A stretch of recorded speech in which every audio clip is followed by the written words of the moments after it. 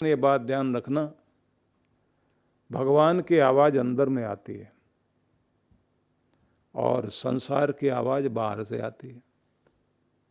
बाहर वालों की आवाज़ें सुनने के बाद भीतर की दौलत मत खो देना।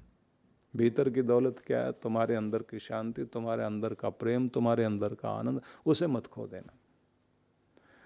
तो बोलकर गया फरिश्ता, बोलकर गया देवदूत, और व्यक्ति ने एक कान उसको देना था संसार को, एक भगवान को देना था। भगवान की वाणी सुने, भगवान का भजन सुने, भगवान की तरफ ही ध्यान दे, भगवान की अंतर आत्मा में गूंजती हुई आवाज़ को सुने। उधर ध्यान न जा कर के दोनों कान ही संसार को दे दिए। एक आंख संसार की तरफ रखनी थी और एक आंख अपनी तरफ थोड़ी देर अपना आत्मचिंतन करना था। नासिका में प्राण चल रहे हैं तो ये श्वास, ये शक्ति, थोड़ा सा भाव इसका संसार के लिए, अपने कर्तव्य कर्म फर्ज निभाने के लिए, लेकिन बाकी तो प्राण साधना करते हुए अपने भगवान से अपने संबंध जोड़ने थे। दोनों हाथों से एक हाथ संसार के लिए काम करना है तो एक हाथ से परमात्मा का भी काम करना, या ऐसे कह लीजिए कि इन दोनों हाथों का ऐसा उपयोग किया जाए कि कुछ परमात्मा के लिए और कुछ संसार के लिए। ये पांव भी इसी तरह से करने हैं कि कुछ दूर चलो तुम संसार के लिए, लेकिन कुछ दूर चलो परमात्मा के लिए। आधा आधा बैठना था, लेकिन इसने पूरा ध्यान उधर रख दिया तो हो गए 12 बाट, खो गए अपनी दौलत। और खोने के बाद जो इसके अंदर शांति थी वो चली गई। हम वासी उस देश के जहाँ गगन धरण दो नाई। हम तो वहाँ से आए थे जहाँ से ना धरती और ना आसमान, ये दोनों नहीं है। आगे उन्होंने बड़ा कहा, प्यारा कहा, शब्द मिलावा हो रहा, देह मिलावा नहीं।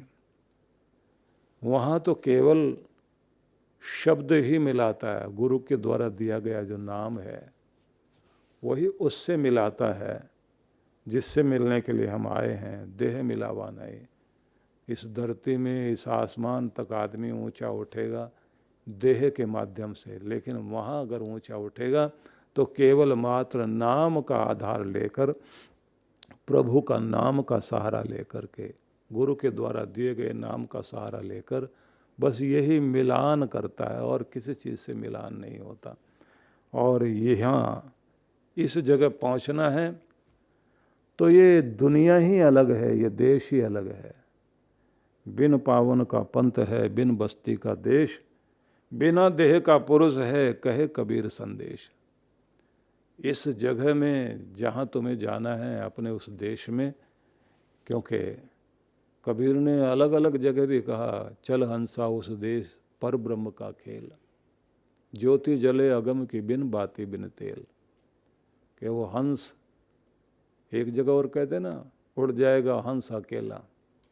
आत्मा जो है अकेला ही उड़ के जाएगा, पड़ा रहेगा सब खेला, ये सारी चीज़ें यहीं पड़ी रह जाएंगी, दुनिया की रौनक यहीं लगी रहेगी, उड़ेगा अकेला ही।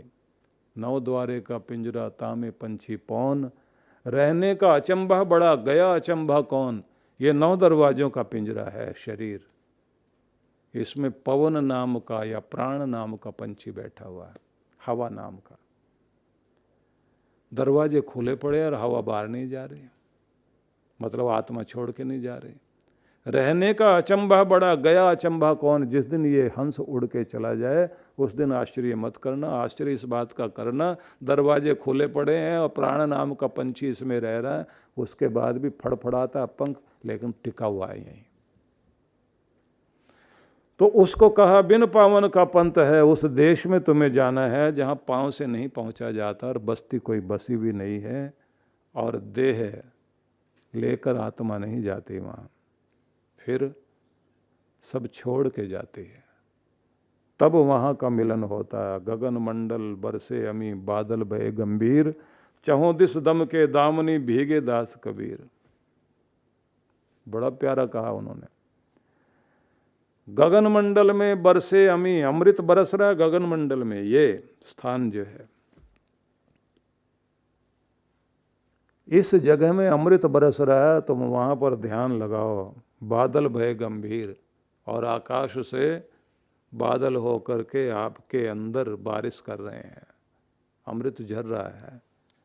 चौं दिश जम के दामिनी, चौं दिश का मतलब है कि आपके सभी चक्रों के अंदर से ज्योति चमक रही है। जैसे आकाश में बिजली कड़कती है ना, ऐसे ये ज्योति ऊपर की तरफ उठते उठते उठते उठते ऊपर की तरफ चली जाती है। और इससे क्या होता है, भीगे दास कबीर, कि बस इसमें जो शरणागत होकर के भक्त बैठा हुआ है वो भीगता चला जाएगा, उसको ये बारिश बरसेगी।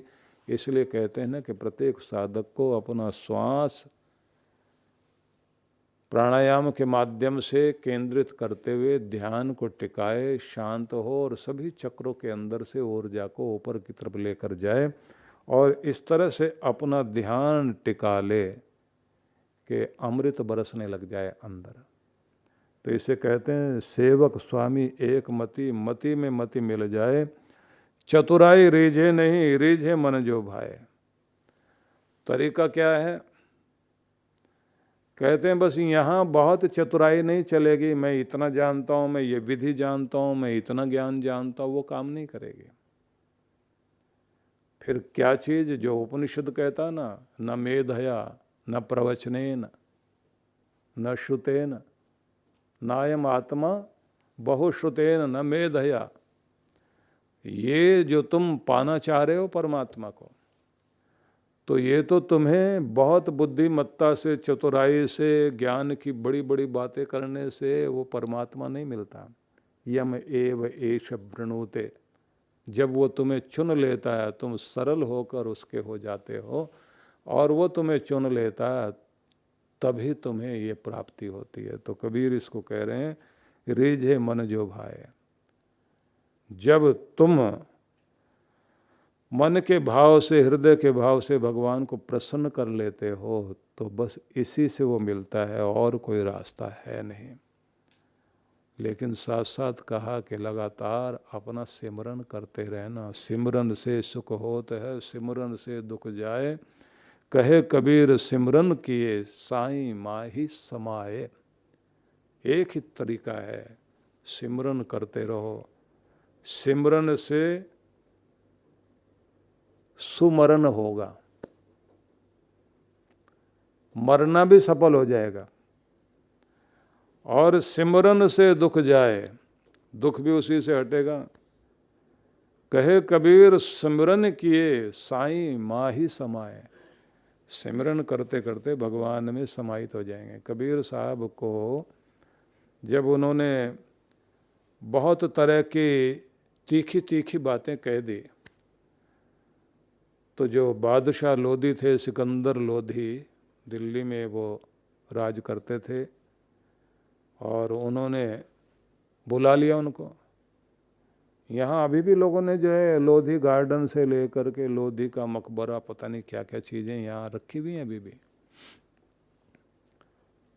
तो उनके पास में लेकर उनको बुलाया गया, सजा देनी है। बड़ा लोगों ने भड़का दिया था, काजी मुल्ला सारे लोगों ने भड़का दिया, इस आदमी को सजा दो। बुलाया तो सुबह और कबीर पहुँचे शाम को। तो उन्होंने कड़क करके पूछा, तुम्हें सुबह बुलाया था, तुम अब पहुँचे हो? बोले साहब एक बहुत बड़ा काफिला जा रहा था, उस चक्कर में मैं रह गया। और एक कौन सा काफिला था, कितना बड़ा था? बोले बहुत बड़ा, उसका तो और छोर था ही नहीं, पता नहीं कैसे बच के आया हूँ। कहाँ था वो काफिला? बोले सुई के अंदर से जा रहा था, सुई का जो छेद होता है ना, उसके अंदर से जा रहा था। वो लोधी बादशाह को गुस्सा आया, उसने कहा ये पागल है आदमी, कैसी भाषा बोलता है, सुई के अंदर से काफिला जाता है, और दिखाओ हमें कौन सा ऐसा काफिला होता है। बोले साहब आप भी और हम भी सब देखते हैं उसको। बोले वो क्या होता है? बोले ये जो है ना, ये सुई के छेद के बराबर ही आपका आँख की पुतली है, और इतनी दुनिया दुनिया का काफिला जा रहा, साहब इसके अंदर से होकर दुनिया नज़ारा देख रही। मैं भी बैठे बैठे जो है ना, जब आया था ये यहाँ, तो देख रहा इतनी छोटी सी सुई जैसा छोटा सा छेद है ये, इसमें से नज़ारा दिखाई दे रहा। इतनी दुनिया आ रही है, जा रही है, दिखाने वाला परमात्मा और सजाने वाला परमात्मा। ये दुनिया दुनिया इन आँखों से दिखाई दे रही है, लेकिन जो नहीं इससे दिखाई देता वो अंदर बैठा है। अब ये बात ऐसी पसंद आई उनको, उन्होंने कहा भैया मानना पड़ेगा, ये आदमी में तो बहुत दम है, इसे नहीं मारना चाहिए, इसको सजा नहीं देनी चाहिए।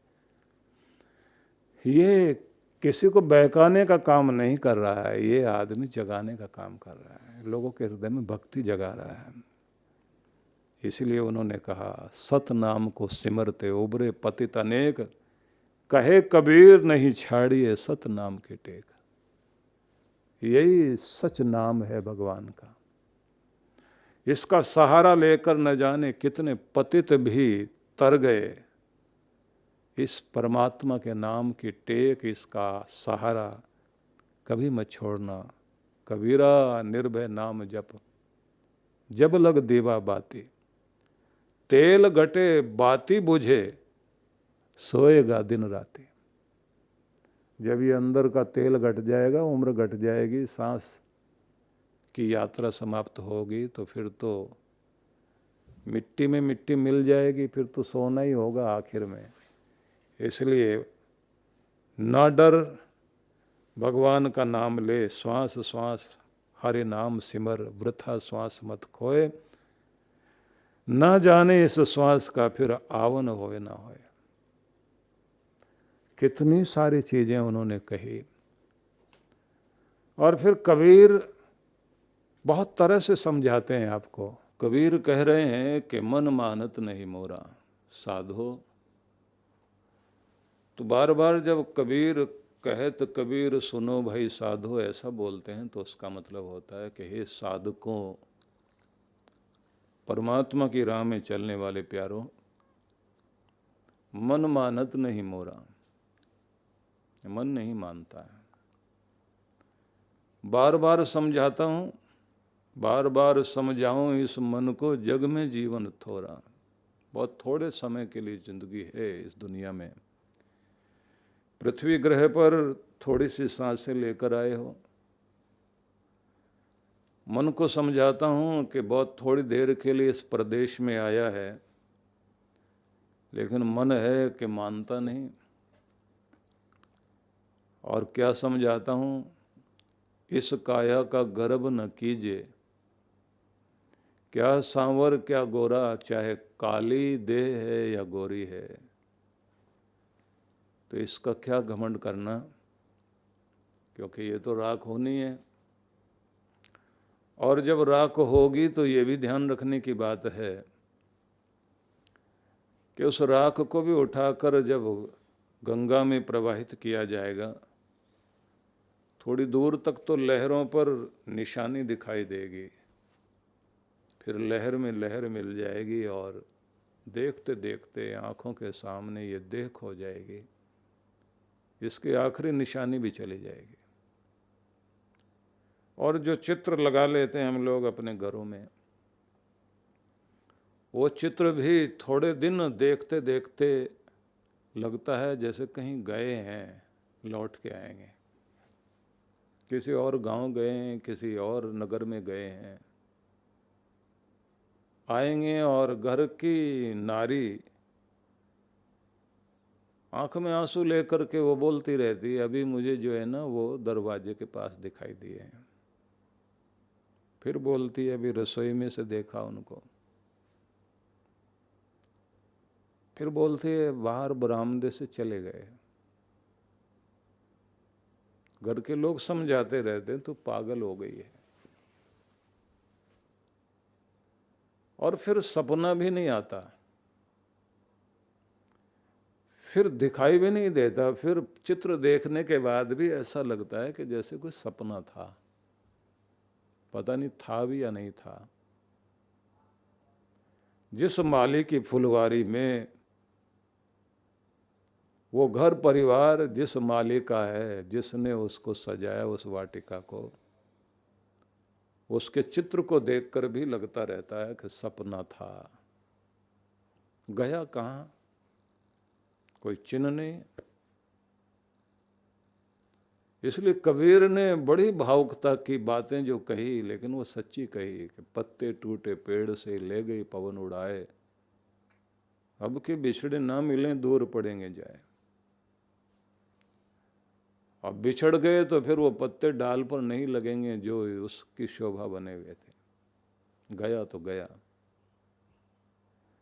इसलिए कहते हैं कि किसी दिन देख लेना तुम्हें ऐसी नींद आएगी, तुम सोए जग न पाओगे और तुम्हें दुनिया जगाएगी। बार बार हिला हिला के बोलते हैं, आंख खोलो, कुछ तो बोलो। जाने वाला चला गया, पंछी उड़ गया, पिंजरा पड़ा रह गया। कबीर ने भजन गाते गाते कहा कि इस काया का गर्व न कीजिए, क्या सांवर क्या गोरा, क्या सांवली देह है या गोरी देह है। बिन हरि भजन काम नहीं आवे, कोटि सुगंध सवोरा। कितनी भी सुगंध आती हो शरीर से, सुगंध लगा लगा के सब और से सजा रखा हो, इसमें से आत्मा निकल जाए तो दुर्गंध आने लग जाती है, सारी सुगंध की तो बात क्या।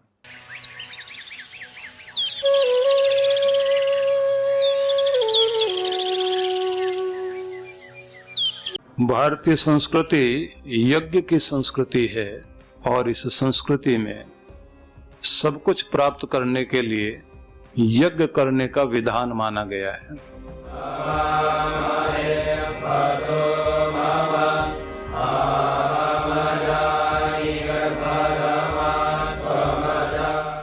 आज के इस माहौल में, इस दौर में बहुत आवश्यकता है, मनोबल भी बढ़े, धन बल बढ़े, जन बल बढ़े, संगठन बल भी बढ़े, बुद्धि बल भी बढ़े, ये सारी शक्तियां हमारे पास हो। ऐसे में हमें एक अवसर और मिलेगा कि हम अपने श्री यंत्र की प्राण प्रतिष्ठा भी करा सकेंगे।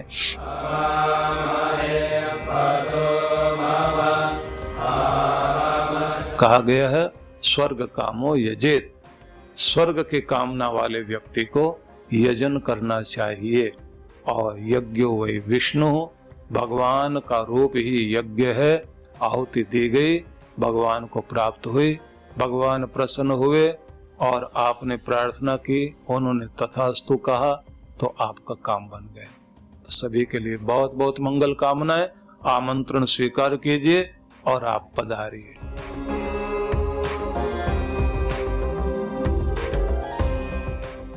सद्गुरु श्री सुधांशु जी महाराज द्वारा मानव सेवा को समर्पित संस्था विश्व जागृति मिशन वर्ष 1991 से धर्म, समाज एवं मानवता की सेवा में संलग्न है। यह संस्था 90 मंडलों, सेवा केंद्रों के माध्यम से न केवल भारत अपितु देश के बाहर अनेक देशों में सेवा के कार्य कर रही है। संस्था की स्थापना से लेकर अब तक विगत 30 वर्षों में जहां लोगों को सन्मार्ग पर प्रेरित करने के उद्देश्य से गुरुवर ने 7000 से अधिक प्रवचन दिए हैं, वहीं देश के राज्य की राजधानियों व प्रमुख नगरों में लगभग 40 आश्रम, 25 मंदिर, सत्संग भवन व ध्यान साधना केंद्रों का निर्माण हुआ है। दिल्ली में करुणा सिंधु धर्मार्थ अस्पताल एवं फरीदाबाद के आरोग्य धाम अस्पताल में लाखों जरूरतमंद रोगियों का उपचार व ऑपरेशन किया गया है। अनाथ गरीब बच्चों के लिए सूरत में अनाथाश्रम, दिल्ली एवं कानपुर में गुरुकुल, फरीदाबाद में ज्ञानदीप विद्यालय, मुरादाबाद में सृजन प्राइमरी स्कूल, झारखंड के रुक्का खूंटी गांव में आदिवासी बच्चों के लिए 2 पब्लिक स्कूल समेत दिल्ली में उपदेशक महाविद्यालय भी बनाया गया है। इन शैक्षणिक संस्थाओं में लगभग 2500 बच्चों को शिक्षित व संस्कारित किया जाता है। दिल्ली के आनंदधाम आश्रम में जहां वृद्धाश्रम एवं वानप्रस्थ संचालित हैं, वहीं आश्रम की कामधेनु गौशाला में 125 गौओं की सेवा की जाती है। कामधेनु गौशाला की तरह ही देश के प्रमुख नगरों में 7 अन्य गौशालाएं भी संचालित हैं। साथ ही पूजा पाठ, यज्ञ अनुष्ठान से लोगों में धार्मिक भावना जागृत की जाती है। ओम अग्नये सप्तजिह्वाय स्वाहा, ओम अग्नये हव्यवाहनाय स्वाहा, ओम अग्नये शोदनजाताय स्वाहा। गरीब जरूरतमंद महिलाओं को सक्षम बनाने के लिए जहां कई तरह के प्रशिक्षण दिए जाते हैं, वहीं गरीब कन्याओं के विवाह में सहयोग भी किया जाता है।